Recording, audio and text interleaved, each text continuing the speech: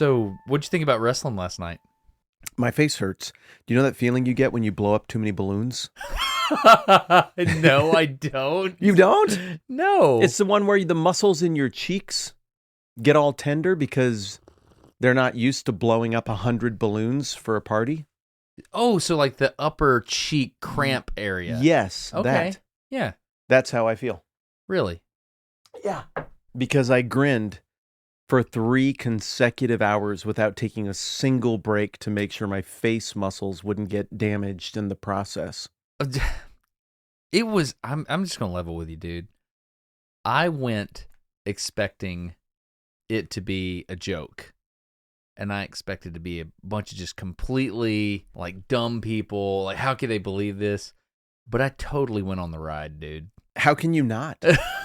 I didn't know what to do for the first 10 minutes. I mean, the first wrestlers came in, and I'm still trying to be dignified, I guess. Let me put it this way. I went in worried that everyone else would be so into it that I would feel like an idiot for not knowing what to do and going too small. Right. By the end, I was concerned that I was too into it and that everybody else was put off by my level of enthusiasm. I think we should catch the third chair up on what we're talking about. Please do. Okay, so a while back we did an episode called The Truth About Wrestling, and we interviewed the locksmith, right? Do you remember what episode that was? I do not. Let me look that up. No All right. Dumb questions. The Truth About Wrestling. Okay, so that was episode 149. All right. So the locksmith, Brandon Williams, that's Yes. his wrestling name. Yes. We decided that we were going to have an official, like, I don't know, it's not like a patron saint of the podcast, but it's a patron wrestler of the podcast. Yeah, he's the official pro wrestler of the podcast. He's the only one we root for. That's right. That's right. There you go. That's a good way of saying it. Turns out they had a local wrestling match at a local civic center. I'd let you know, and you booked a flight. I did. Yes, for that. Yes. Yes, it cost $20 to attend. We weren't willing to go $30 for the front row. No, 20 That for the seemed second like row. a little much, but 20 for the second row seemed a good deal. Yeah. And I flew here, leaving my family behind Yes. to be here for the pro wrestling match, the local Yeah. pro wrestling match. Mm-hmm. Okay. Just so you know, I've been telling the kids, I work with some kids at church, and I've been telling some of these high school boys for a few weeks. I'm like, hey, this is going to happen. I'm going. Who's in? Matt, we had 18 people there last night in our group. Yes, we did. And once those 18 people working as one figured out what the vibe was, there was no stopping us. Yes. Yes.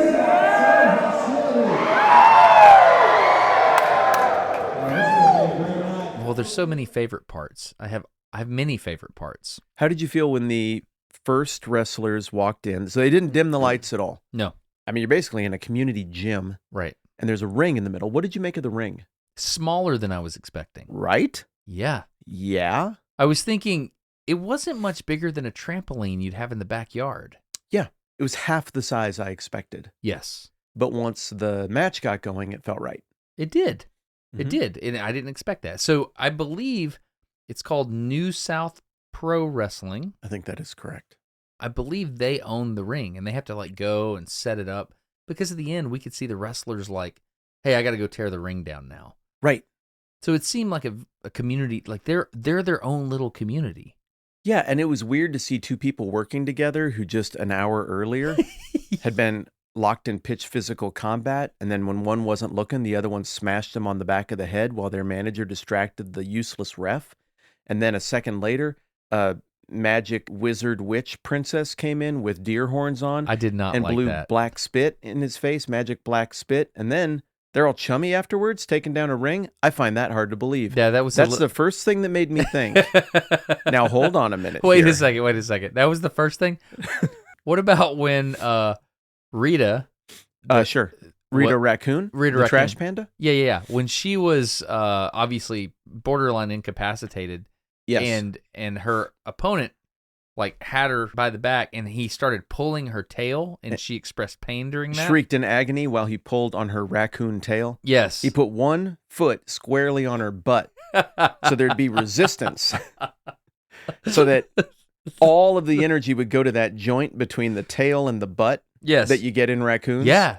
And he yanked mercilessly. Yes. She shrieked and clawed at the mat while that was going on. I felt for her.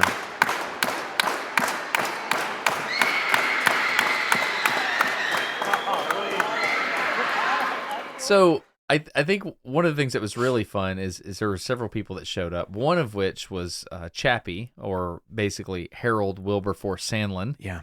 Chappie showed up, and he brought his A game in terms of cheering. That was amazing. A+ even. Yeah. So would it be fun just to tell the story of how this happened? Let's tell the story of last night. I think anytime a story is one where at the beginning you have one set of opinions and assumptions, and at the end you have a different set of opinions and assumptions. And I also think that any story wherein at the beginning you didn't have a thing you'd remember forever until the day you die, and at the end you do. Yeah. Any such story with these elements. Yeah. Is a good story, and it's one worth telling, and I think we should game it out. I think we should. So let's, I don't know, how about we do the fancy time travel harp music, and we go back to when you and I found ourselves fabricating jumbo-size locks to take so that we could hold them above our heads at the locksmith's wrestling match. What do you think? Should we go back there? Yeah, so we just start with the recording of us making the giant prop locks and working on the chant that we're going to employ at the event, hovering over a trash can in your yard earlier that day. Yeah, let's Perfect. do it. All right, so there's that. That looks like a lock. Plain as day, that's a lock. Okay, so here's what we got. We got a pool noodle, and we've cut 2 holes in the top of a cardboard box, and we've created a lock.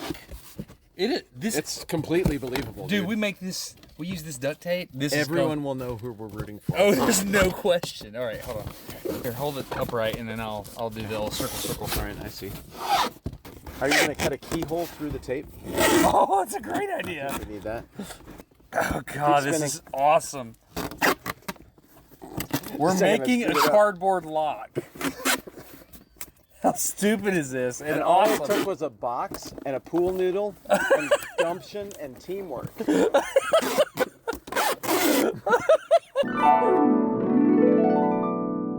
How did you feel about the locks? Straight up, dude. Some of our best work.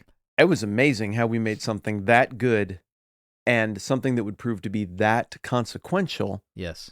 That quickly. Yeah, so the thing I liked about using the duct tape for the locks is that, you know how some padlocks, they're made out of laminated sheets of steel? Yeah, stacked metal. Yeah, it had the same texture. Yeah, the strips of duct tape wrapped equatorially around the cardboard ended up looking just like that. And the pool noodle, I thought your innovation of wrapping the duct tape in a helical pattern around the pool noodle, I thought that was pretty good. Well, thank you for that. Yeah. I particularly appreciated the way the pool noodle for the pivoting lock segment was big enough that we could wear them like the Flavo Flav of locks. Yes. If we wanted to. Yes. And we wanted to. We did want to. Yeah. I did like that. So, all right. So we had our locks. We went to the venue, and I was pleased to see that Brandon was collecting money at the door. Like, he was working the admissions. Everyone was working. You could tell that all the people who were doing all the things were also going to be wrestlers that night. Yeah. So they've all got the nerves and the anticipation, but also they need to make you feel welcome at the event and help you figure out which seat is yours. Right. That was odd to me. That was a little odd. I found it endearing. I thought it was really good. Oh, by the way, Destin, yeah, we've got that second row over there reserved for you guys, and so a lot of young guys showed up, and some of the other adults, and we had a blast. And what did you think about where our seats were? Second row. I wasn't ready for first row. Second row was a little close for me because I could tell when the first wrestlers came out, they were very mingly. They were in the second row with us. One of those guys, after he got hit right there in the Jimmy Johns, he goes crawling through saying something to that effect and gripping his midsection in pain. And I was like, that guy's right here now with his sweat and everything. So even row 2 seemed a little too close in the early going to me. Ford, help him! Help him, Ford!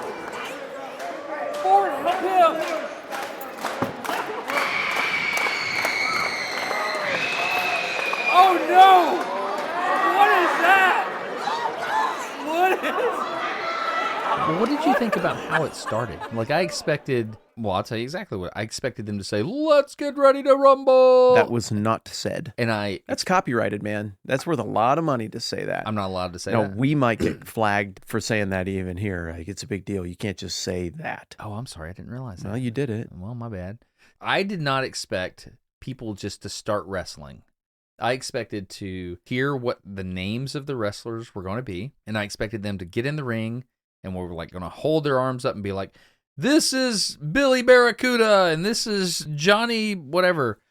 And that's not what happened. No. They just came out from backstage, from the curtain. Yes. And they just started going as soon as they hit the ring. Yes. And I had no idea what to do. Air punches? The first 10 punches didn't land. I was like, I don't know how to cheer for this, man. Yeah. Because I'm right here. That clearly, not only did it not hit him, you forgot to do the stomp thing. It didn't even make a fake sound when you fake hit him. Nothing just happened. It's hard to get hyped for that. But there was no hype man. The ring announcer forgot to introduce 2 or 3 of the bouts, I think. Sometimes he got up in the ring. He was wearing a suit. He looked sharp. Yeah, he did. And he'd get the mic out and be like, for the next bout, which will be 1 fall. And then the whole crowd goes, 1 fall! Yeah, which I didn't understand that at first, but I was in it by the end. Yeah. The following contest is a ground zero scramble match set for 1 fall. We got so-and-so versus so-and-so, but there were a few matches where just some classic rock played and some people walked in outfits, and then they just fought and they left later. Yeah. It was no awesome. idea what was going on. It was awesome. Yeah, it was pandemonium. And you're right. When they started crawling around, I found the wrestlers' ability to hide. It's almost like they had some kind of cloaking technology. Yes. Because there were more than one occasion where the wrestler would go in the ring and start fighting, and then some kind of tag team thing would break out. Yes. And the person that was kind of fleeing Mm-hmm. would go behind a bystander, just like a person watching the whole thing, and kind of kneel down behind them and like look around them. And when they did that, I noticed that the wrestlers that were in the ring were so distracted by what was happening, they could not find their opponent in the crowd. Did you notice that? I did notice that. I wasn't sure whether or not to totally believe that because of how you could just sort of scan the crowd, and the general attire of the crowd, I would say, was a step below business casual. Yeah, I would say so. A lot of T-shirts, ball caps. Mm-hmm. Most of the wrestlers were dressed differently than that. A lot of them had on sequins and no shirt. Yes. Which you think would make them real easy to pick out of a lineup. But I lost track of them at times. Yeah, I really actually did. I actually did. Times where I'm like, was where's the guy with the skin-tight chaps on that are covered in sequins and the huge cowboy hat and like the giant prop axe or whatever? Wasn't he just here? But no, he's just hiding behind Edna in the second row. One thing I thought was interesting is it's kind of like magic tricks, the sleight of hand, you know? They're like, hey, look over here, and they're like doing something really big and wavy and flamboyant with one hand, and they're like picking your pocket with the other. Mm-hmm. I'm not implying that they were picking our pockets, but like they would do something really big. Some guy would jump off of something, and then one of the wrestlers would just disappear, and he was gone for the night. I was like, what? What happened? Gone for the night is the truth. Yeah. They were never part of the story again. They were just gone. Yeah. Maybe they were under the mat for the rest of the night. I don't know where they went. I don't either. It happened again and again. Really early on, I figured out, okay, there's a big range of error here that ranges from missed by 12 inches, and it's hard for me to pretend to be hyped, to you just punch that guy in the neck as hard as you could with a closed fist, and it landed. I don't think you should do that. Yeah. But yeah! All right, so let's discuss how to cheer. Somebody I knew was there, and I went over and I said, hey, man, this is my first time I've ever been at something like this. I don't really know what to do. And he said, oh, dude, these are awesome. This is a really cool dude. He's like, oh, these are great. And I was like, what do you mean? I got like 15 kids over there from church. I was like, how's this going to go down? He goes, oh, it's going to be great. Just tell them some of these people in here, like that redneck over there, he's going to stand up. He's going to yell, and he's going to believe it. And he's going to be legitimately angry. Just know that everything's going to be okay. Yeah, every bit of that happened. It did. That guy stood up and had a confrontation with a couple of the wrestlers. I believe he called them cowards. Chickens. Chickens. Yeah, That's he what it called them was. chickens. I keep thinking, yeah, chickens. And then everybody was uncomfortable, and some people came over, like in plain clothes, to sort of stand by the guy, be like, hey, don't attack the wrestlers, please. But all of us, we tried to calm the situation down by leaping out of our seats and all bending our elbows like chickens and making Screaming sounds. Chicken!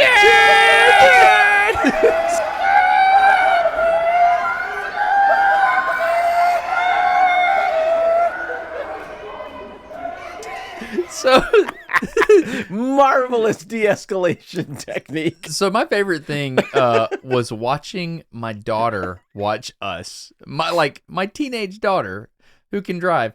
I'm watching her watch us, and as we, dude, I don't know how we did it, but we just kind of escalated slowly. Yes. Did you feel that? Yes. I didn't expect that. What did you expect? I don't know. I expected to go there with my big lock and cheer for the locksmith. The one thing I told everybody is like, the one thing we want to do, if we accomplish a chant for the locksmith that is lock him up. Like it just goes up, it goes up, Yeah. it goes, like if we can do that, we have succeeded. What if we do it 8 times? Oh, that'd be great. Well, we did. We did. So I expected to take our little foam locks, and if we could get that chant off one time, then we would be successful. That's all I expected. What I didn't realize is when 2 new competitors would come out, there's this like 30 seconds to 1 minute, I don't know. It was like you were living in fan purgatory for a minute, Uh-huh. and you were trying to figure out, who am I going to cheer for? Who's the face and who's the heel? Yes. And given that we know who the heel is, do I want to boo them or do I want to actually root for the heel? How did you figure out who to root for? By the vibes. Not me. There was a lady. I think her name is Tanya. I know exactly what you're going to And say. she's about She was across the ring to just the the corner exact from us. opposite side from us. And she had some neon cardboard It's not what you're signs. expecting. It's not like in Mike Tyson's Punch-Out or something where you get like the scantily clad bikini lady that comes out with signs. No, that's not how Tanya was at all. No. She's just some lady. But she's got these signs, and they're in 2 stacks. And the first stack says the emotion you should feel, like yay or boo. And so she could hold that one up first. But then in the other stack, there was the name of the wrestler about whom you should feel a given emotion. Yes. Or she could flip it around and have it say the name of the wrestler and then sucks. Yes. So I just waited for Tanya to signal what was supposed to be happening here, and then I would learn the name of the wrestlers and how to feel about them. For example, I wasn't sure who the good guy was when Big Dave came out, but then she held up a sign that said, yay, and Big Dave. It literally said, yay, Big Dave. So I was like, well, I'll root for him then. Tanya knows. Well, let me ask you this. If there is one physical attribute that you would have to, I don't know, like how would you describe Big Dave? Based on the name or based on what I saw? Based on what you experienced. That guy's the biggest man alive. He's the biggest man alive. He's the biggest man alive. And how do you know that? Well, he said it repeatedly. He comes out. There's 2, and I loved it. So we're like, who are we rooting for here? And then 2 guys come out, and you got the hometown guy, Mm-hmm. and they announce him as the hometown guy. Yeah, and everybody's like, okay. Yeah, this is the hometown guy. But then... And then Big Dave comes out wearing a Jeff Gordon NASCAR shirt and a big cowboy hat. Big cowboy hat. And knee-high boots. in like tidy whities, only they were black. And not tighty. And they were not tight. They were not tight at all. They were loose. nerve-wrackingly loose. And so Big Dave comes out and he goes to the front of the ring, or walking around the ring, and he just looks at everybody and goes, I'm the biggest man alive! And we all What did you do? instantly adored him.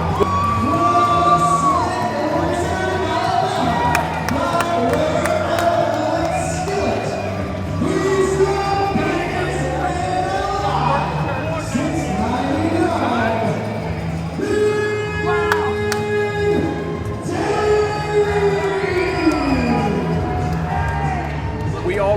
back. No. The 3-second pause. You have to explain that.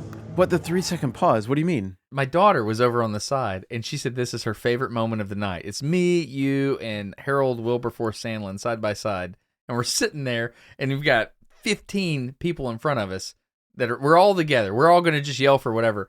Big Dave comes out, and he goes, "I'm the biggest man alive!"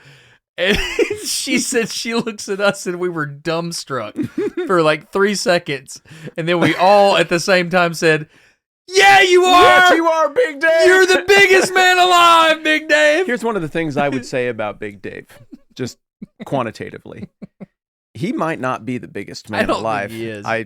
In fact, I think I know the names of some men who are bigger than Big Dave. I do too. I'd put Big Dave around the 65th percentile, actually. Yeah. But how does that sound if you get into a ring and yell that?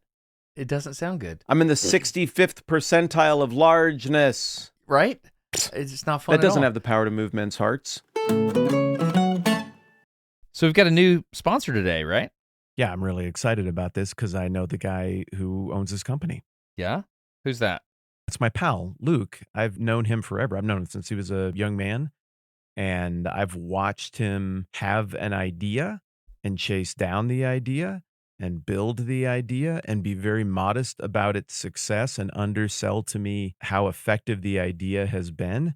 And a while back, he and I were talking and catching up, and he was like, "We should do the thing. It would be helpful for us to sponsor NDQ." And we talked about it a little bit, and we decided to do it. All right. So can I explain the idea? Because I've checked it out a little bit here. Please do. Yeah, it's called Company Cam, and my understanding is this is an awesome tool and an app that contractors can use to keep up with a job at a job site. They have a really, really good website, just companycam.com, which I have to say is a fantastic name. That's a good brand, right? Agreed. All the different industries that use Company Cam, you've got people like electrical contractors, flooring, fencing, plumbing, HVAC, anything you can imagine doing, like any job. Roofing. In fact, the brothers started this company as roofers. They had this roofing company, and they were having a hard time keeping up with like the before and after shots of the thing and generating their reports afterwards. And so they created this app to do all the hard work. And they said, well, if we can make an app that works for us, then it'll work for anybody. And dude, that's genius. You know him. Can we just call him? Yeah, he usually picks up. What's up, Luke? I got questions for you, man. I got questions for you, man. No. Okay. Oh, boy. So that's what I'm here for. If you were hosting the show, what would be your 60-second pitch for what this is and why people should try it? I would talk about that running a contracting business is hard.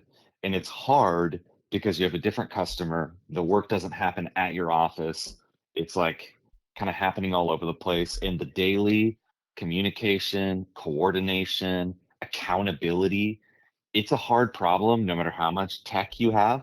But when you are empowering your people to capture this information on the ground, you're empowering yourself to do effective accountability where you can actually see what's going on. You can know the state of your different projects. It will solve problems that you have that you didn't even know were solvable. Like, you know, when you're disorganized, but you don't know how your day will change and how much easier and more clarity you'll get when you just know what's going on and you make it easier for yourself to hold people accountable. That like uncertainty of how's that job going? Did we get the material? There's all these questions every day that you don't know the answer to that act as this like base level of anxiety that you can dramatically lower with Company Cam. You really have to experience it to know. What do you hope happens if someone is listening to this podcast and they heard about Company Cam and they try it for the first time when they have the app in their hands and they're assigning tasks to team members or whatever? What do you hope happens the first time they use it? What I hope happens is that they get a few people from their company using it, and then these people are out. They're going to be taking pictures. They're going to be writing notes. They're going to be just using the app in the field. That all of a sudden they are seeing more than they've ever seen before to, in a sense, be ahead of the game, whereas before they would have been kind of behind the game, or they would have found out they had a problem 18 months from now when a roof is leaking rather than instantly when they see a picture fly through. We just believe that if you try it, you will want to keep using it. and then that's a win for everyone.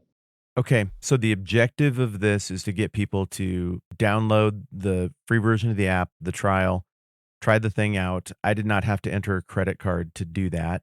This is pretty Correct. easy to jump in and give it a go so that you know they're coming from us and that this worked in some way. And when it asks you where they heard about it, select podcast, put in no dumb questions. So there's no promo code or anything. Just put the name of this podcast in there. That'd be kind if people would be willing to do that.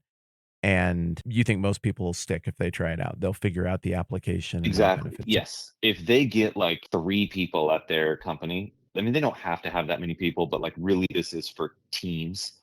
If they get 3 people using it, they won't stop using it overwhelmingly. They'll be like, oh, I don't want to go back to not knowing what was going on. Dude, thank you so much for being willing to sponsor No Dumb Questions. Matt told me that you kind of went out on a limb and just said, hey, man, we want to help. That's really cool of you. Thank you very much. Hey, you're welcome. I dig it. I love what you guys are doing, top to bottom. It is figuratively and literally the Lord's work. I'm just rooting for you, and I think it's going to be good for us, both sides of it. I appreciate you doing this, and I'll talk to you guys later. Later, man. See ya. Luke's awesome. He made an awesome thing. We're grateful that he sponsored CompanyCam.com, and the app. Is the app on Google as well, Matt? It is. Yep. So what do people do when they sign up? Grab the app, download the free trial, and when it asks how you heard about it, select the podcast option, hit no dumb questions, and then fiddle around with it. Try it out. That's awesome. Thank you for supporting the sponsors. When you do that, you support the podcast. I realized, like, look, dude, when Brandon the locksmith told me just spend $20 and go to a wrestling match and just watch it. Mm-hmm. When he said it's going to be fun, there's very few things you can spend $20 on to get this level of entertainment. I was like, I'd be willing to try that. If you'd have told me 3 weeks ago that I would be in a crowd yelling at a man, agreeing with him that he is, in fact, the biggest man alive, and believing it in my heart. While making chicken gestures at the other guy who you weren't sure how to feel about 5 seconds earlier. Yeah. It would be very difficult for you to convince me of that. Okay. But it happened. I mean, obviously, we were just all in. We were full send. But not immediately. We weren't. I didn't know what to do. I was sitting next to your teenage son, and the first batch comes in. I'm sitting next to a bunch of his friends. Oh, and dude, they're like, explain what Iggy did. well, yeah, that's it. That's where I'm going with this. They felt like the thing that they should do is yell at the wrestlers they think are bad. So they did. And none of them ever crossed the line. They yelled things like, that's a weak kick. That's a chump move. Oh, he's got your partner. Like, it was the most awful taunts ever. Yeah. But every single one of them to the heels was like an insult about his mom. Oh, really? And pretty quickly, everybody figured out our quadrant was the fun quadrant. Yes. All the wrestlers figured that out pretty quickly, and they start yelling back and berating these high school boys. Yes, they did. And the adults. And so out come the heels. They're the carnies, the carnival workers. I didn't really see how that is what they were. I don't get it at all, but they were good. That's the name Man, of they their were little good. squad, the Carnies. Yeah, Iggy Carney and other guy Carney. Okay. Roly Belly Carney. And the one guy comes out, he's pretty chunky. He's got walrus chops. And he unstraps his singlet, all sultry like, check this out. And everybody's like, oh, Put it back on. Put it back on. And he's all tattooed up, typical tattoo green on his jiggly belly. And he just starts doing this belly shimmy thing. It's like a wave. And it is, I mean, it's like what happens if you push on a partially filled waterbed without sheets on it. It just ripples through and ripples back. And it's kind of elegant and mesmerizing in its own way. But then you're like, no, I'm not looking at that and getting mesmerized. But it was mesmerizing. Well, while this guy's mesmerizing us with his belly rolling, the other guy, his partner, who's got the pulled back high fade ponytail thing, Iggy, he comes down, and I don't remember who it was, but It was a young man sitting right in front of me. he went to give him a fist bump from the second row. Yep. And he's the heel. The heel doesn't get fist bumps. Yep. So he comes down to give the fist bump. And the high school kid we were there with pulled it back at the last second. All of us knew what to say. What was that? Oh! Gotcha! shit. And then Harold says, got him. So primitive. And then Chappie, Mr. Wilberforce, he's like, no, come on, I gotcha. And he holds out his fist to the same wrestler, and the guy comes right back. And a second before they make contact, Iggy pulls it back and just gives him the super aggressive middle finger right in his face. That was so good. And these kids from church turn around and they look at me like, what is happening? Is it all right that we think that was cool? It was so funny. He did not stop flipping us off for the rest of the match. It was every opportunity. Maybe you guys wanted a couple more of these. Did you see a couple times he was like pinned down and he was looking over at us? Did you see that? No, he gave us the middle finger while underneath his opponent from the mat. He was so good at what he did, man. He's great. I know. I don't know. I thought it was amazing, dude. I had no idea it was going to be that fun. He mocked one of the kids who was there with us for having his arm in a sling. My son. Blatantly mocked him. He mocked him for having broken bones. You suck, Iggy Carney. Your arm's broken. Your son's like, I guess it is. Mm. They learned things that night. They did. It was glorious. I loved that match with those two because they hated us so much. Yeah. And then right after them, we get a break. So we get up and walk around. There's an intermission with a little music or something. And the wrestlers who were already done, they're all at their little tables signing stuff and whatnot. And there's this kid. You probably didn't see him from where you were sitting. I wasn't by you at this point. But in that opening match when... Who's the locksmith's rival? Oh, Donnie Primetime. Donnie Primetime. Yeah. That Donnie Primetime. He was hard to root for, but I think we were supposed to like him. I think we were supposed to. Well, he lost. Yeah. And that made a little yellow-haired 7-year-old boy on the next leg of the mat sitting in the front row with Donnie Primetime gear.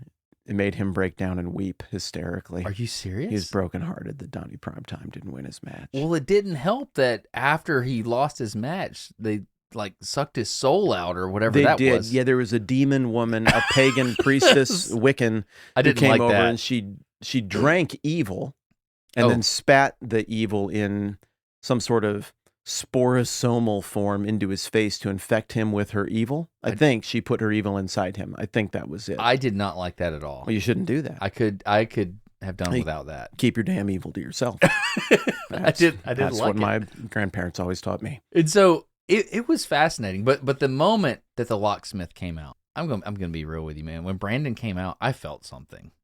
I did. You're gonna need to clarify something. I was like happy for him because he's there in the ring, and we're all there, and we're like, the locksmith.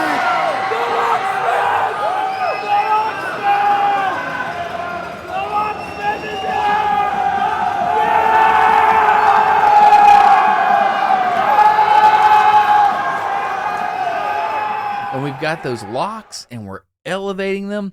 And when he got in the ring and he turned around and he looked at us, did you I felt it. You felt it. I felt it. Keep going. Like he was so happy we were there and he was so excited that not only was he about to wrestle, which clearly Brandon loves doing. Yes.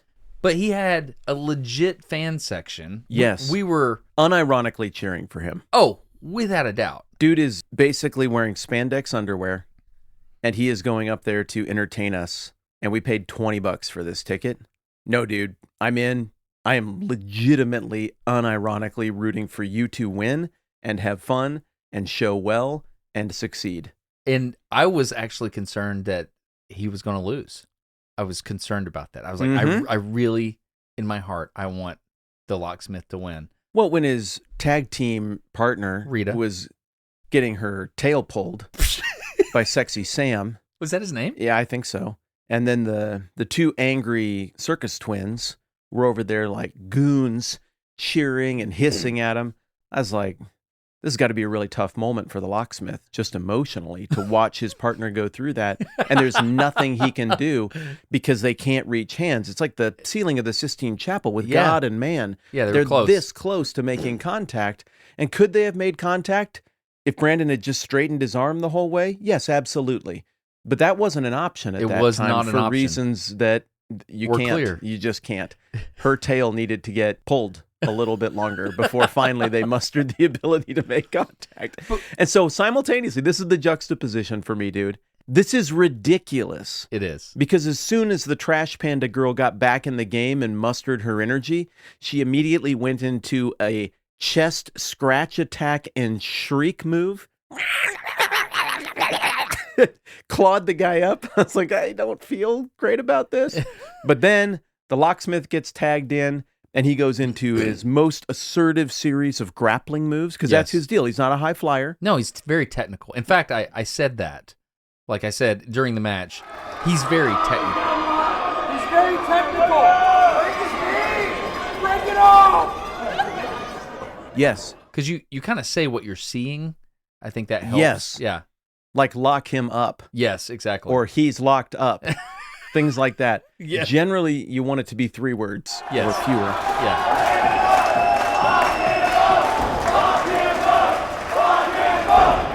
But he comes in, and I could tell that they were about to win because before he'd been doing some holds and some grappling and stuff, but wrestling. And I could just tell, I recognized the rhythm of story, right? I'm like, okay, everybody knows at this point, this guy is in his element and he gets to do his thing. We don't know who's going to win the match, but he knows.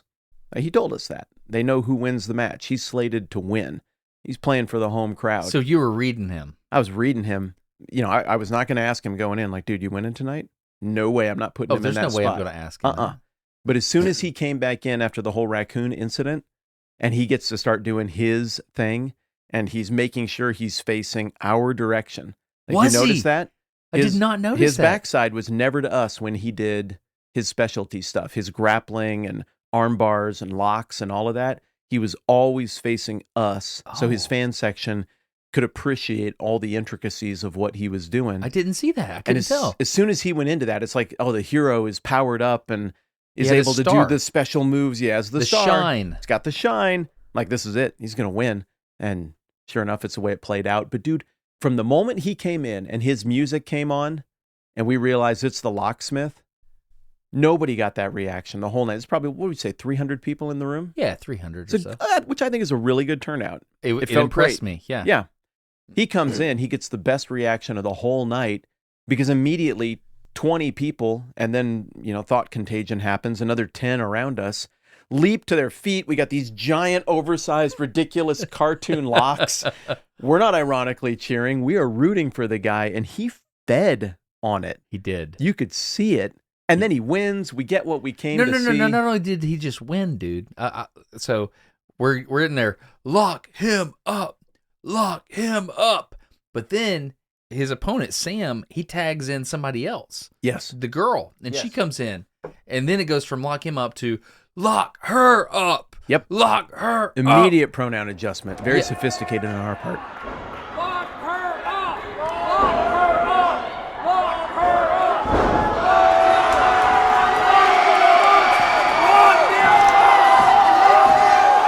And then, I don't know how it counts, but they double tagged in.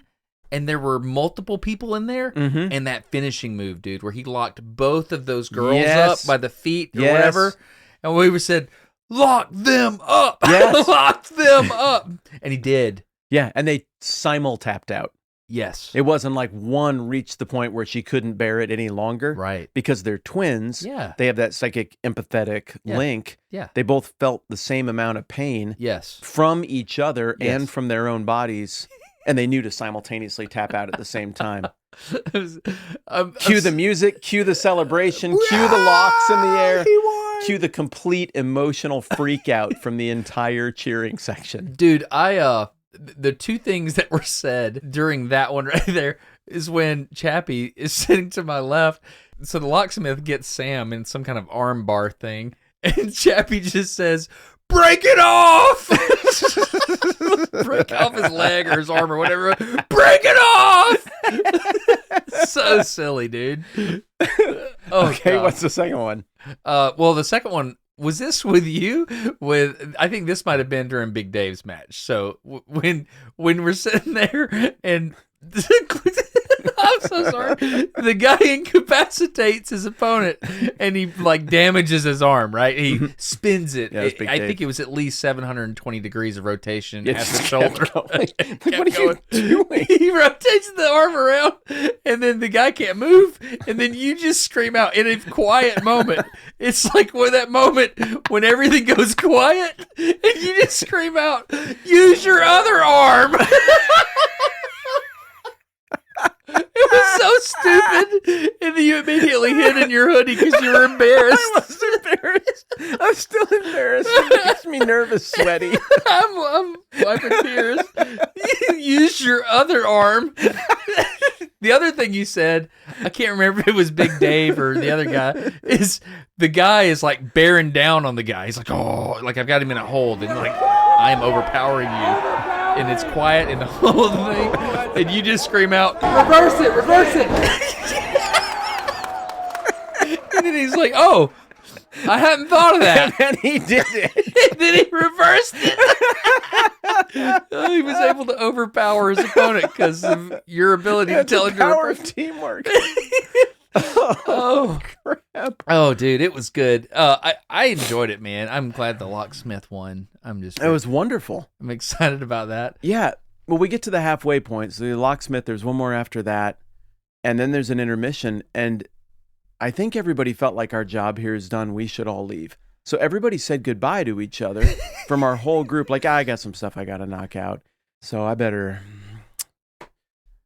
pat the thighs, check for the keys. I better, Mrs. is probably wondering what, maybe I'll stay for just A like little the bit. first match Just of a the little second bit, one. I yeah. checked in with you. I was like, are we done here? Are we good? And you were like, well, maybe we need to. We were all doing that. But nobody would leave. And then it's like, oh, is that the music? I guess it's starting back up. I mean, We'll- I'll just go ahead and grab my I don't seat want real the quick. wrestlers to feel like we're walking out on them. Yeah, that would be embarrassing. It'd be demoralizing. Let's just stay put until the next Oh, break. We're never leaving. We're the last ones out of the building, and we had to be asked to leave. I think it was just the suspension of disbelief was just a thing. Like, we went in there, just that's what they ask of you. They ask of you to pretend this is serious. But what I noticed when I was looking around the crowd is there were one or two cell phones up, but they were taking pictures. Uh-huh. People weren't tweeting. They weren't No. looking at social media. No. They were locked in. They were watching what was happening. And I got to thinking to myself, what can you pay $20 for? Now, am I going to be doing this every month? Probably not. No, probably more like weekly. I can't see myself going to another one anytime soon.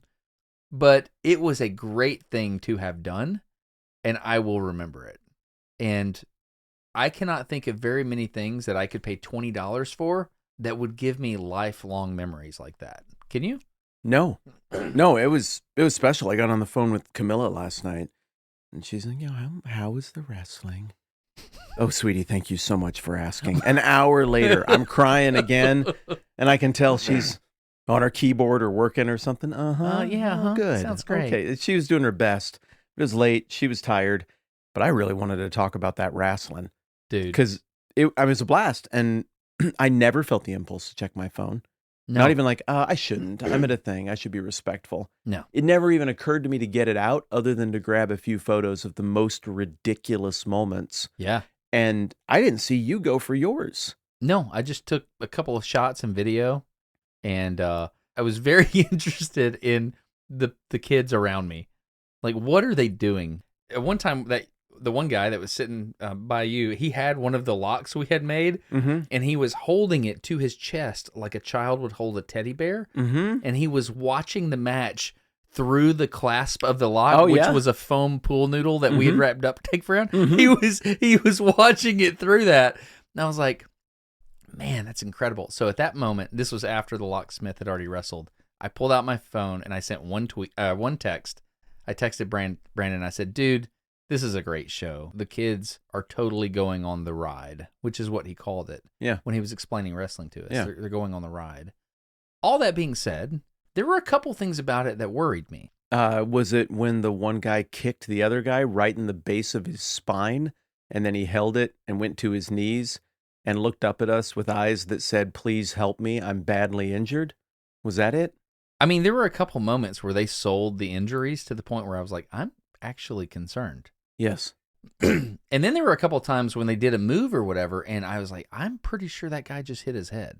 Yes. Like, it's because, in high school sports now, when there's a head injury, I watched a soccer game recently. There was one kid that kicked the ball really hard. They were going for a score, and it just hit the other kid in the face squarely.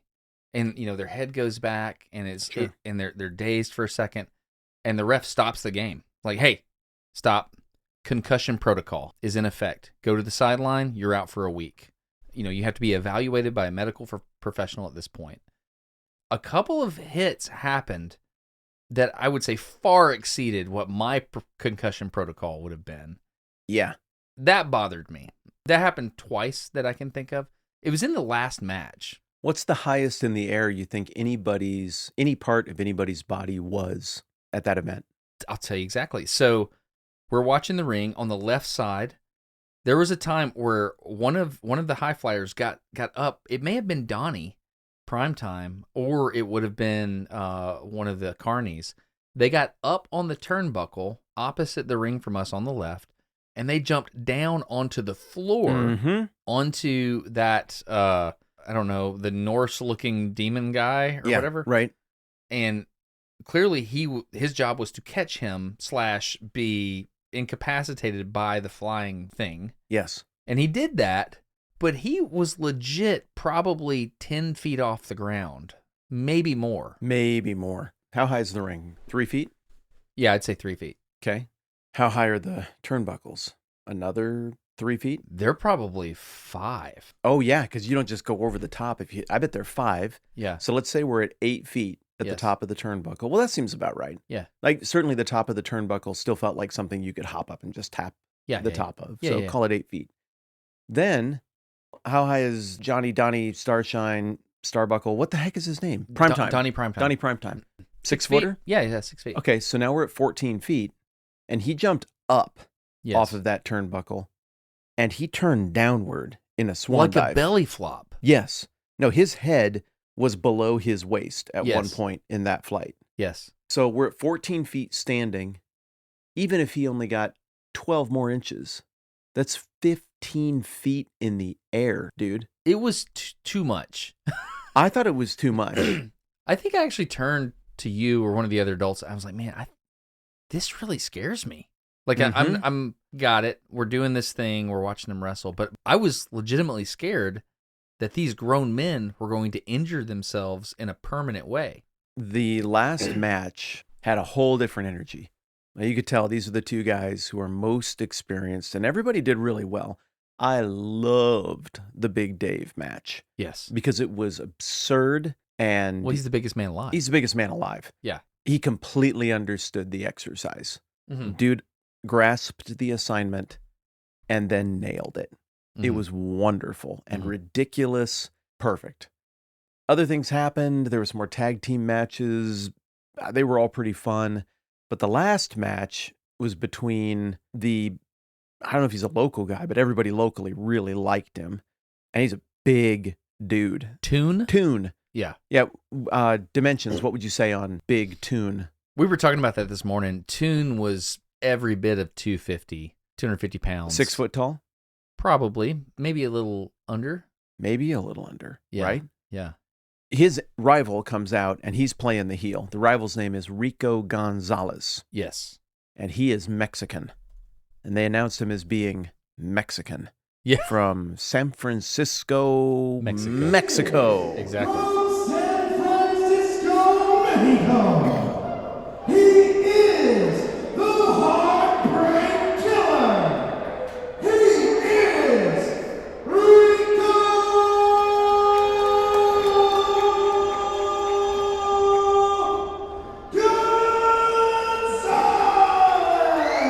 Gonzalez. So he comes out and dude's in great shape. Just athletic, nimble, great ups. This kid's going to be really fun to watch. And he's trying to be the heel. So he's yelling at our group a whole bunch. I mean, it seemed like they all, after a match or so, figured out who the people to interact with were going to be. So the whole night was just targeted at us. Yeah. I mean, this event could be described as a dialogue between all of us and a bunch of people wearing underwear and parading around in a ring. Like, That's completely accurate. it was nuts. So this guy comes out, and of course, I mean, he's the bad guy. Tanya had a sign that said, "Boo Rico." It did. What are you going to do? You got to boo Rico. Not boo him? Did you see the sign? But there's a problem with that. What is the problem with that? Rico is pretty likable. He's great. And the reason he's likable is his taunts, they kind of feel real. Yes, they do. So the high school guys that we were with, at one point, they decided to start the chant.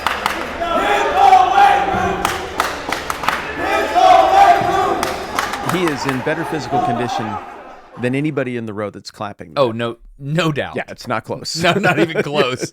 But compared to Toon, he's tiny. Yeah, sure. That was the joke. Like, Well, I stood with Rico and talked with him at the end. okay. He's me, but a beast. Yeah. I mean, same dimensions. You're a beast. I mean, you're He's- a muscular man. He's a monster. Okay. I felt a little bit of You did- physical intimidation. You didn't want to tussle. No, I wouldn't. No, Rico would destroy me screwing around in a ring or in a street fight. He's a monster. Okay. So it's patently absurd. It would be like me making fun of your science knowledge or you making fun of my beard. They're both just unmockable things. Come on, please agree. You have, Please, I do not affirm. have a lot of Just science knowledge, but your beard is Say that- great. Oh, Your beard gosh. is great. I don't know. Could go either way. Thanks, man. Thanks. You're welcome. You're That's welcome. all I have. So they're mocking him for the obvious thing that if you mock him for that, you clearly don't mean it. But he took it deeply personally. Yes, he did. Do you remember what he said when he pushed back on that chant? I remember he was at the top of a turnbuckle. He turns and he points at an adult with us and a couple of kids. And I can't say what he actually said because some of it would have to be bleeped. But he basically said, "Have you ever been in a ring?" "No, you haven't. So shut your mouth." That, but more colorful. Yeah. Yeah, much more colorful. And what was funny is that the adult he said it to had been hat on backwards, pointing fingers, woo, gestures and loud. He was great. Dude got it. And this is a mature, responsible adult Yeah. who just read the vibe. We were and trying to make the rolled room with it. happy. Yeah, Yep. he was great. The wrestlers loved him. Nobody did anything wrong. I loved how our row conducted themselves.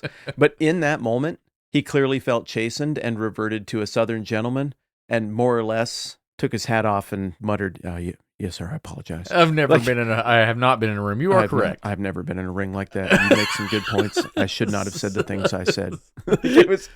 He changed the body language of this adult man who we were there with, who was doing nothing wrong, but it like got through the armor. And he's like, "You make a good point. I probably shouldn't be." Well, if mocking you recall, that's when you and I started looking at each other and saying, "Wait a second, are we cheering wrong?" That was my exact question to you. Yeah. No, I didn't ask. I said, Are we doing this wrong? "Dude, I think we might be doing this wrong." Right. And we both got the big eyes like, "Oh." And then we started replaying. We were like, wait a second. In that last match, Big Dave beat the hometown guy, and we were cheering for Big Dave. And the other guy looked sad. Did we do this wrong? Uh-huh. And the guy he beat, the hometown guy, purple pants guy, Yeah. he's still over there up against the wall looking dejected. And I did say, boot him right in the 5 head about his 5 head. Like, maybe I shouldn't have said that. I'm thinking, like, that guy looks genuinely sad. Was it my 5 head remark that got through the armor? Should I go buy him something from the concession stand? This is what I would call in the whole experience the period of uncertainty. Yep. Yeah. And we were trying to figure that out. But I think you're supposed to yell at the wrestlers to strike each other. I think so. I think you're supposed to egg them on. I think so. I'm like 100% sure you're supposed to egg them on. But that, for whatever reason, Rico Gonzalez, when he turned and made eye contact with us and told us to shut our stupid mouths and that we don't know anything, all of us were like, "You're right. We actually don't know anything. We're very sorry." Which I think George said something like this, my buddy George, your buddy George. He said, your hero can only be as good as the bad guy is bad. Absolutely. Rule of storytelling. Yeah. And so we had our bad guy, and like we felt it like at that moment, like, but we kind of liked him. I liked him. Yeah. The whole time. He was never my bad guy. I knew who I was supposed to root for. Tanya had the signs. The music told the story. Toon is in bright, fantastic, shiny, sparkly colors. He's wearing a singlet like an all-American wrestler, like a guy you could relate to and believe in, like that dude who lost his fingers in the snow when he was doing the American Olympic wrestling, and everybody... What's that guy's name? I don't know. Rudy, Rupert. I have no idea what you're talking about. Really? There's this great big American wrestler, and the Americans had never won in wrestling since like the 1600s, and he beat some guy in like the 94 Olympics or something, and Rulon Gardner, boom, there it is, Rulon Gardner. And then he went out in Yellowstone, his fingers froze off or something, and Oh, wow. he went through like all these ups and downs of life, and he's like Rudy. Like, he's just the kind of guy where you're like, how can you not root for him? Well, He's just a decent man, and that's how Toon looks coming out. Like, he's got real gentle eyes, and like the kind of dude who's big enough to handle his own, but My daughter described little him as beat a down. teddy bear. Yeah. yeah. Just a big teddy bear. But I really like the guy in black with the black beard and the black boots and the black getup and the black cape and the black mask. I was like, that guy, but he's cool. But when we said, like, you remember there was one point where we said, hey, you've turned us. We're cheering for you now. And what did he do in response to that? He turned around and said, stop. Yep. We're like, wait a second. Oh, sorry. We're back with Toon then. We hate you. I don't. Boo. It was interesting. It was very interesting. Yeah. But when that match started, you could tell it was a whole other athletic level, Yeah. a whole other level of risk. They knew their dance steps, because before the match was even declared underway, Rico Gonzalez runs out, inverts his body, and does a 2-footed drop kick to the chin and neck of the Toon guy. He inverts himself and drop kicks his opponent in the first 1 second. And full athletic energy is right back up on top of ropes before you even know what's happening. And it's coming down with a hip and a knee on his staggered opponent, who then gets up. And I think some of it was genuine. He was bull rushed. Dazed. Yeah. And then there was a move in the Nintendo Entertainment System game called Pro Wrestling. I think Starman was the guy who could do it. I think it was Starman. And it was the move nobody could ever pull off, but it was the most violent. It was called the back neck kick. It was the white whale. It was the holy grail of NES Pro Wrestling. And if you ever got it, what would happen is the guy would do like almost, what do you call it in soccer? A bicycle kick, with the guy standing on his right, and you do a bicycle kick, and you catch him with your foot like wrapping around his neck, and you get him in the base of the spine. And in the game, it would just stagger the dude, and he would like melt into the mat because it's like a spinal injury. Rico Gonzalez landed that Nintendo kick in real life it's the third move he did. It was in the first like 15 seconds of the match, and it hit him. I could hear boot on neck. Do you remember all of us looking at each other in that moment and saying, I'm not sure that was supposed to happen? I do remember. I mean, that could like pull your cervical vertebrae apart. I remember thinking, what just happened? This episode of No Dumb Questions is brought to you by Andrew McPherson.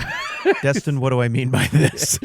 Yeah, so we did this little thing where we asked different people that support on Patreon at patreon.com/nodumbquestions. We said, hey, why do you support the program? And we asked them if they would send in some audio. And Andrew McPherson, his name was drawn out of the figurative hat. And we're going to just listen to it. We haven't heard why he supports, but we're going to learn together. Does that work for you? Yeah, let's go Blood Oath Covenant here. If this is awful and he just makes fun of us the whole time with withering criticism, It stays. I think we got to roll with it either way. Yeah, it stays. It's in Whatever there. happens here, this is happening. Yeah, you ready? Let's see what Andrew has to Okay, say. let's do it. Yeah, I'm excited. G'day fellas, Andrew here. Thanks for making life better for me and my family of 8 in the land down under. We started listening very early on and became Winged Hussars in 2019. My son Josiah put it best when he said it's nice to have something funny, informative and genuinely interesting to listen to while still being clean. Our favourite parts so far have been anything Barnacles and Testicles, the Red Baron, Caesar, Merkel's Boner, Urinal Confessions, PV equals NRT and Sleep Paralysis. We honestly love you guys, and if you're ever in Queensland, Australia, we'd be happy to have you around for a feed. Wow. Thank you, Andrew. That was unbelievably kind. And I really liked it when you said that you and your kids appreciate that it's clean. And then you said barnacles and testicles right after that. Yeah, that's fantastic. No, he had background music. Did you hear that? Like he produced that. Yes, I did. It was gorgeous. Yeah.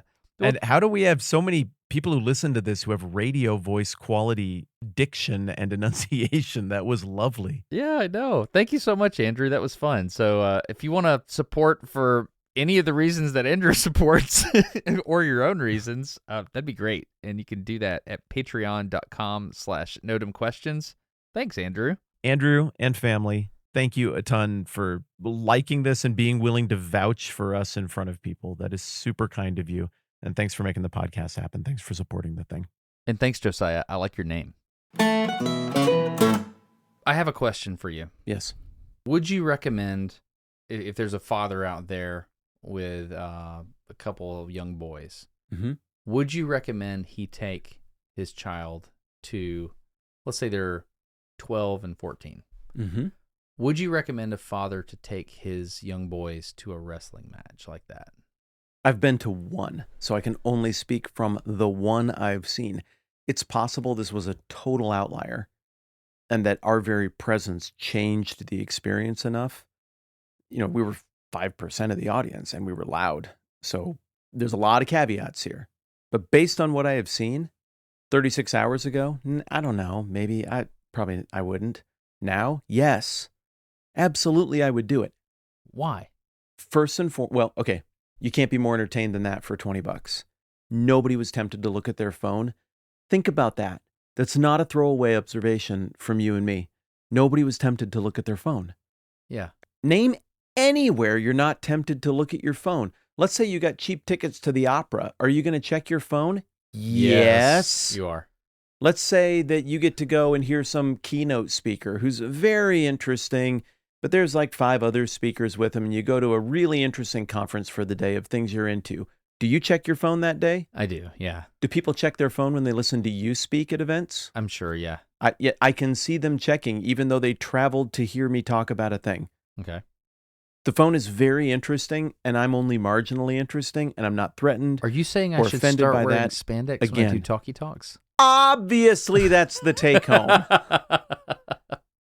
That's what this whole thing has been about. It's weird that you made us take so much time to get there. No. What I'm saying is, I can't think of anything that people don't check their phones at. Baseball games, football games, movies. Everybody checks their phone during movies. I can see it all the way down the theater. You just paid $20 to get in here. And you're checking your phone 2 or 3 times, just kind of see what's up.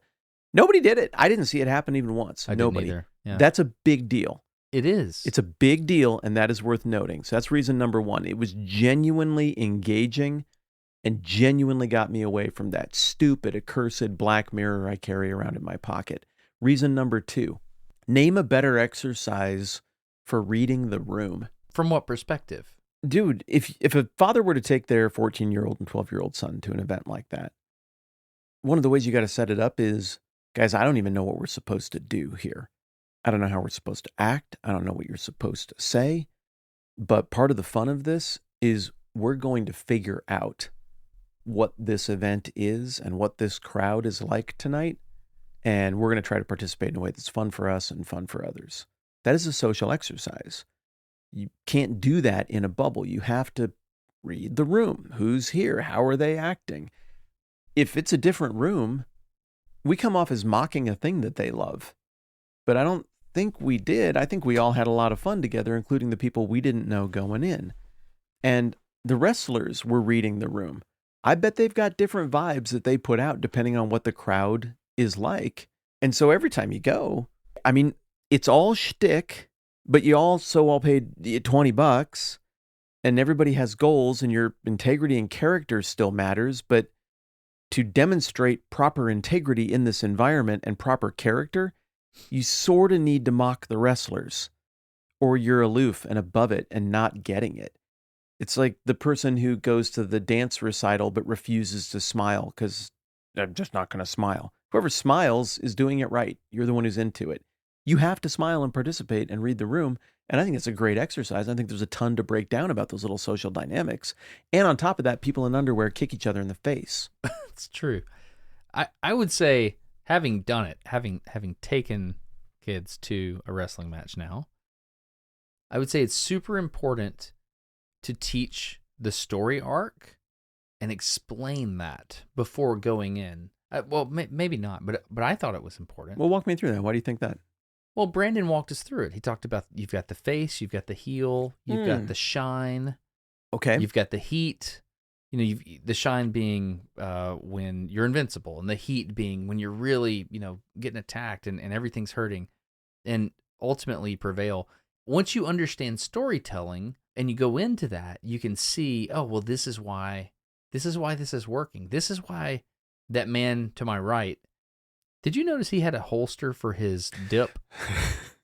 He had a leather custom-made holster for his Copenhagen. He did, yes. And he was holding a Milo's sweet tea in the other hand. Yeah. That was incredible. So when he got emotionally charged to the point where he stood up alone in the whole place, and he said, they don't want to wrestle you right now because they're chicken. Like, they started that one match and the two guys ran away. Yeah. The reason that worked was carefully planned and executed. And I think for my kids to understand, like, it's almost like rhetoric. This is I guess that would be the ethos part. Is that right? Yeah. I think it's important to understand what's happening so that you can protect yourself from being emotionally manipulated. I don't know. Do I sound dumb by saying that? Emotional. I don't understand what you mean in this context by emotionally manipulated. So I read Hate Incorporated by Matt Taibbi. Which is sort of the twin episode to Brandon's Locksmith wrestling episode. Right. I mean, they deal with all the same themes, the babyface, the heel, all of that. Right. And so by understanding these ways of having emotional influence over other people, you can protect yourself from falling victim to that. Right now, we're in a time, as we sit here and record this, there's an incredible amount of military attacks taking place all over the world. Yes. And I'm looking at social media and I'm seeing, drone shots of crowds of people gathering in squares all over the world. Mm-hmm. And they're raising their hands and they're cheering and they're waving their flag like you and I were waving the locks. Mm-hmm. And they're just, yeah, and they're screaming like we were. But there's a difference. What is it? We had a suspension of disbelief because we understood that Dave is not the biggest man alive. He's actually not, Matt. He's not the biggest man. 65th percentile. Big Dave is not the biggest man alive. Mm-hmm.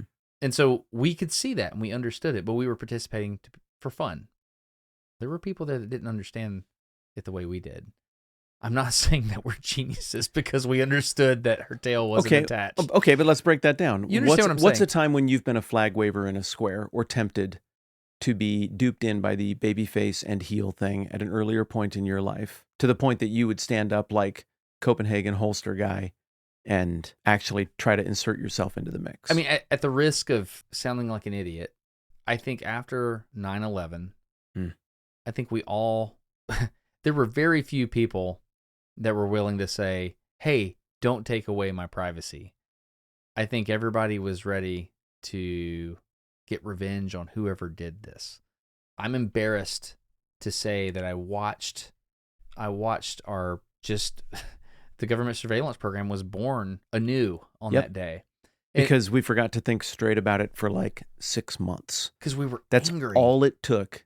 6 months of I'm so mad, I don't care what it takes. Yeah. Is all it took for me to forfeit my Fourth Amendment right to freedom from surveillance by my government without a warrant, without a due process to gain a warrant. Right. Yep. And I'm never getting it back. I don't know. There's attempts, but I hope we do at some I point. hope we do too. But it's my fault is the point. Yeah. I was just barely old enough to vote at that point, and I saw things on the news that made me angry, justifiably so. And suddenly I did not care about the process of things. And I was metaphorically one of those flag wavers in the square. And now we know that those details were heavily cooked to get a certain reaction out of us. And I fell for it. Also, if you can have a conversation with a young person before going to something like that and say, hey, here's what's going to happen. You're going to walk in and you're going to be told what to feel. There's going to be a person that holds a sign up and they tell you what side to pick. Mm-hmm. There's going to be a reduction in the number of acceptable ideas. Mm-hmm. We're going to simplify everything to one side or the other. Mm-hmm. And you have to pick a side. You either have to feel this or you have to feel this. There's no nuance here. Mm-hmm. If you could talk to a young person about, hey, this is how this works, and you're going to see it happen, and this is a metaphor for life, and it's going to play into bigger things as you go into adulthood.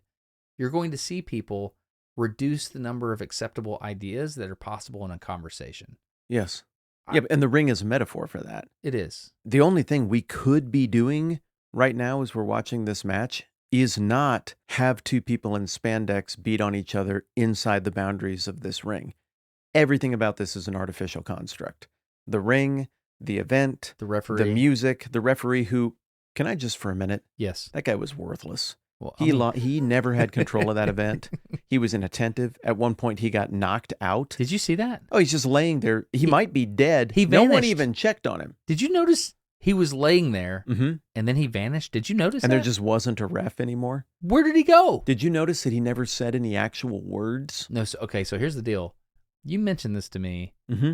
and I am embarrassed to admit I did not notice that. Oh, it's true. It's a thing. So tell me what you saw, because Okay. I didn't see it.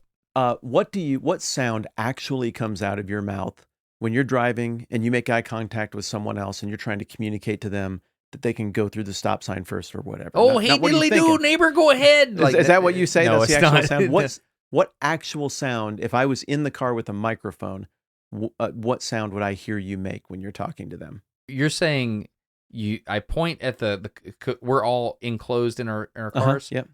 I wouldn't actually make a sound. I would just point at them and be like, hey, go ahead.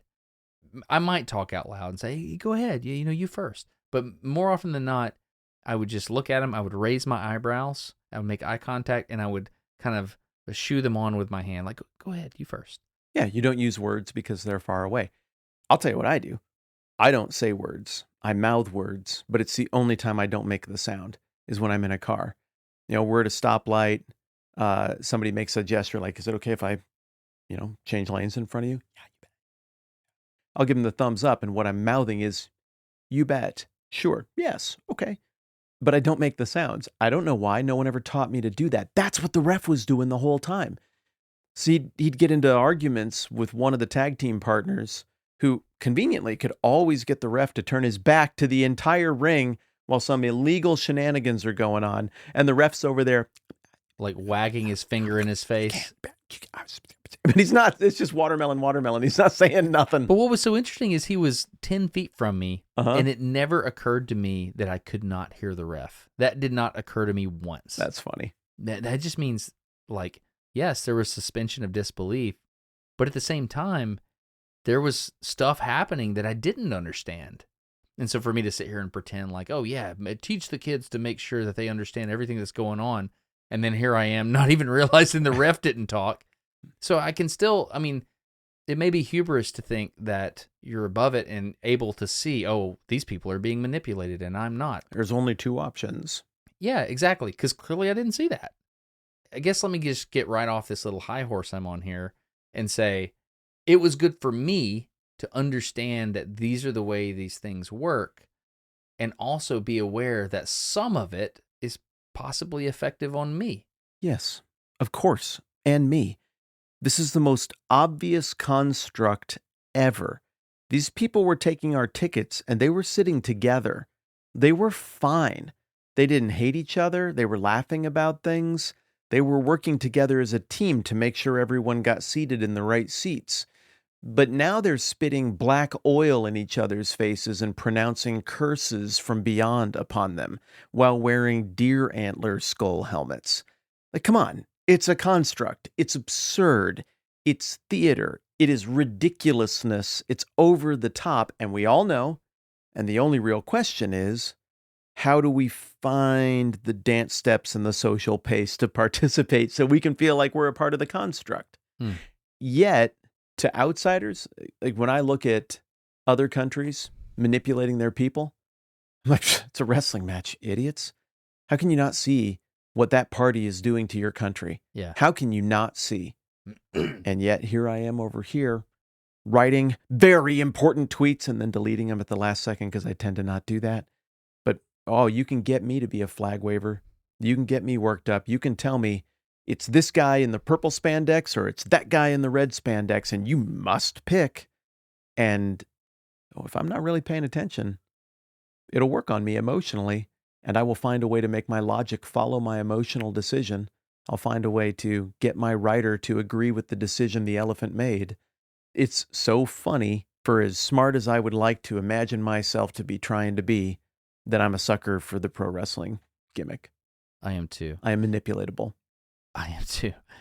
What you just said, paraphrases mine. I'm inclined to let my logic support my emotional decision. Is that what you said? That's what I said. That's pretty good. That's pretty good. I enjoyed it, man. I thought it was really cool. Okay, but all right. Like, all thinky place aside, that was ridiculously fun, right? It really was, dude. Like, I can't think of many things in my life that should have not been fun, that I am totally above, that then completely blew away my expectations of fun. And I found myself with no alcohol. I had a Chick-fil-A sandwich. That was all that was in my system. I was all in. It wildly surpassed my expectations. And I'm grateful to every one of those people for making a super fun night for all of us. Absolutely, absolutely. And I would like to close the loop on one thing. Afterwards, we went up and we of course we saw the locksmith, Brandon. We took pictures with him. That was great. Mm-hmm. He asked for the lock. He's like, "Hey, dude, can I have one of these locks?" How would you like all three of them? So we gave him the locks, and I was embarrassed to say, like, man, we spent like 5 minutes making these. I can get you more locks if you need more locks. We can. Yeah. But the one thing that was very important that we needed to close the loop on is after the wrestling match, we went and talked to Big Dave. Like, yes, we did. After everything was shut down, Big Dave was there, and we said, "Hey, Big Dave, that was great, man." And we just talked to him, and we talked to Brandon, and we said, "Brandon, were we doing it right? Like, we were concerned, like, were we actually cheering correctly?" And he said, "Dude, you did it perfect. Thank you. It meant so much that you came and did that." And that was great. But I did ask Big Dave a question. I said, "Hey, Big Dave, I'm going to level with you, buddy. I was uncomfortable with how loose your briefs were." Like, I was worried a couple of times those things might come off. And I did not No, want it that felt to like there was going to be a little pop, a little wardrobe malfunction at some point. It looked like he maybe sat in some gum or something. Absolutely. I was afraid. Yeah. And he said, "Well, here's the thing, man." I think you actually heard him say it. What did he say? He said I used to really... When I started out, I was 320 pounds. Oh, that's the Big Dave thing. Okay, I get it. I've dropped some weight doing this, and I probably need to get some new drawers. Wait, you're probably what, 205 right now? You didn't drop a few pounds, man. You dropped a person in weight, and you're still wearing the same trousers? Yeah, it might be time to spring for some fresh trousers, dude. Can I give you money? I didn't think to offer, but... We should just buy Big Dave trousers and just mail them to him and don't say anything. They surely just we show can up. find out how to get a hold of Big Dave. We can figure this out. Yeah. I have one request. Okay. Obviously, we took some cell phone footage of this. Obviously, we did. Yeah. With your permission, can I put some of the cell phone footage over on the Patreon page, patreon.com/Notum? Is Notum Questions? That's it, Patreon? Yeah, now, we've talked a lot about social dance steps in this conversation. And socially, the thing that I think I'm supposed to say is like, yeah, you bet. But then you ask permission, so whatever happens, I had a chance to say no. But I think we need to make a blood oath covenant with each other and decide what the terms of this are going to be, because a lot of crap happened there at that wrestling match last night. Oh. And we yelled a lot of things. I made a lot of chicken gestures of various types. And I did like a you want to squatting make chicken. A blood oath covenant with the patrons. No, I want to make it with you. Okay. If we're publishing things... No, not publishing. No, I mean if we're sharing them with the patrons. Yeah, but not publishing. Not publishing, just sharing with the patrons. Yes. If we're doing this, Yes. I think no matter how humiliating the video is for either of us, the given clip, up it goes. I think no protecting dignity. I don't want to do that. I don't like this idea. Hey, the event was what the event was. I don't like your terms. Come a counter proposal. Well, I mean, like, we have potentially career-destroying things that we could be. What put did up- you say at this event? I did. I'm joking. I didn't say nothing. I'm joking. I mean, I said it that I was afraid that it would look like Big Dave sat in some gum. What is your favorite thing? I remember my favorite thing I yelled the whole night What was it? when the guy has Brandon locked up, and I just screamed, "You can't lock up the locksmith!" That was glorious. And everybody echoed it. Everybody was like, yeah, you can't do that, And then sexy Sam. And then somebody else near me just screams out, "He's got the key!" Yes. I don't even know who. I will upload that video. That's the video I will upload. Okay, that's Yeah. fair. Yeah. Yeah. What was your favorite thing you said? Dude, I said a lot of crap. You did. There were a lot of things that I said. I tried to make them sneaky so people wouldn't know where they were coming from.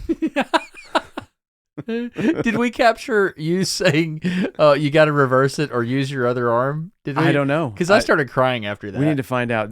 Use your other arm's my favorite thing that I said. It made me cry because I thought I was yelling it in a cacophony of noise, and it just went quiet. And use your other arm, Big Dave. Uh-oh. Oh, crap. Big Dave looks at me. The other guy looks at me like, dude, shh. Like, don't tell him to use his other arm. I know. And I just went straight into my Colorado Avalanche hoodie. You did. You pulled it over your head and you kneeled down in the aisle. Ashamed. What have I done?